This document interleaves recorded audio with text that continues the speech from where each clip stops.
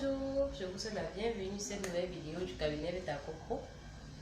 Ce cabinet-là qui vous fait explorer le monde agro-pastoral en vous présentant les opportunités et les difficultés qui s'y trouvent, mais surtout en mettant à votre disposition les conseils et l'accompagnement nécessaires pour réussir tout projet dans ce secteur. Je suis le docteur Mathieu Mpunel et c'est toujours un plaisir pour moi de partager avec vous par ce biais, afin de contribuer au développement de l'Afrique par l'agro-pastoral, mais surtout de promouvoir l'entrepreneuriat jeune.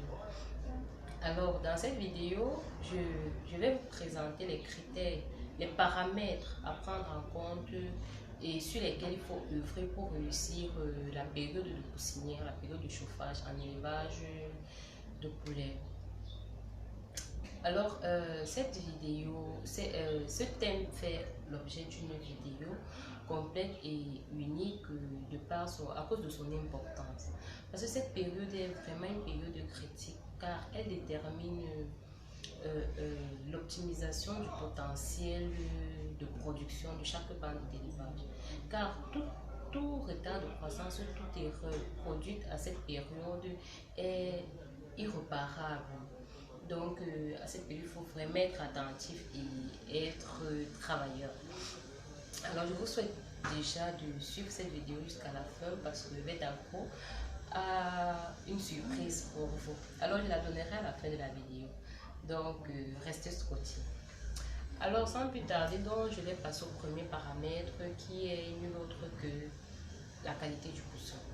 Comme d'habitude, je vais prendre l'exemple du commun pour vous captiver et pour vous faire m'écouter jusqu'à la fin. Généralement, on dit tel père, tel fils. Alors aujourd'hui, je vais dire tel fournisseur, tel poussin. Parce qu'en fait, si votre fournisseur est sérieux et fiable, alors il mettra à votre disposition des poussins de bonne qualité.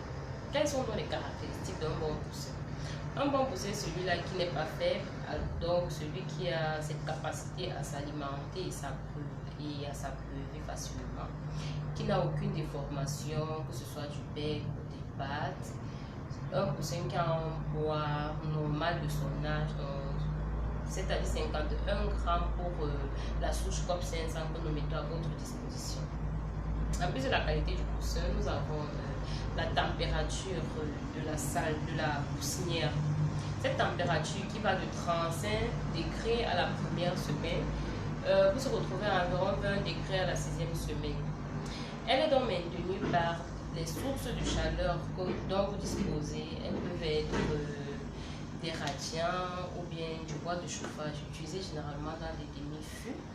Donc en fait, ça dépend de ce qui est disponible dans votre localité, ça dépend de vos moyens et également ça dépend de ce qui est facilement réglable par vos employés. En plus donc de la température, nous allons faire très maintenant la ventilation.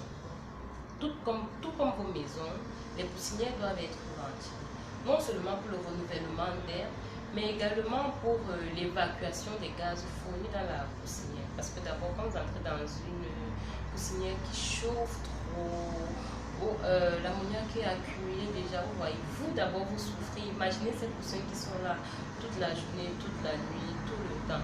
Alors, il faut que la poussinière soit ventilée. En plus de la ventilation, nous allons faire très maintenant la laitière. La laitière, c'est ce dispositif-là qui est à même le sol. Alors, quels sont donc les critères d'une bonne laitière? Une bonne laitière doit être souple, elle ne doit pas être toxique pour vous et pour vos animaux, elle ne doit pas être poussiéreuse. Alors, nous vous conseillons généralement d'utiliser le copeau de bois blanc non traité ou encore les coques de riz. En fait, utilisez ce qui est disponible dans votre zone, mais en tenant compte des caractéristiques d'une bonne laitière que nous avons citées plus haut. Alors, en plus de la laitière, nous avons l'alimentation et l'abreuvement. Nul ne peut vivre sans manger ni sans boire.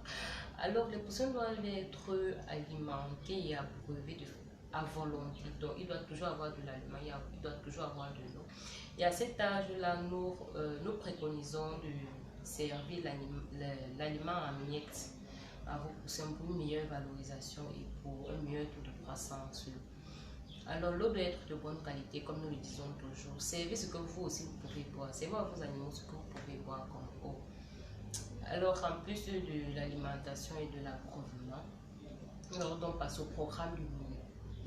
Le programme lumineux, lui, son rôle est de permettre aux animaux de s'alimenter pendant les périodes sombres, donc lorsque la nuit est tombée.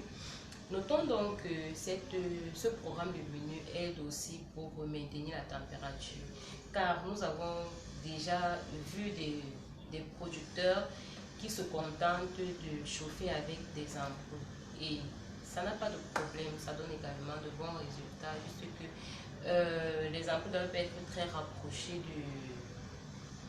des animaux, il ne faut pas que ça arrive jusqu'à brûler l'animal. En plus du programme lumineux, nous avons le programme sanitaire.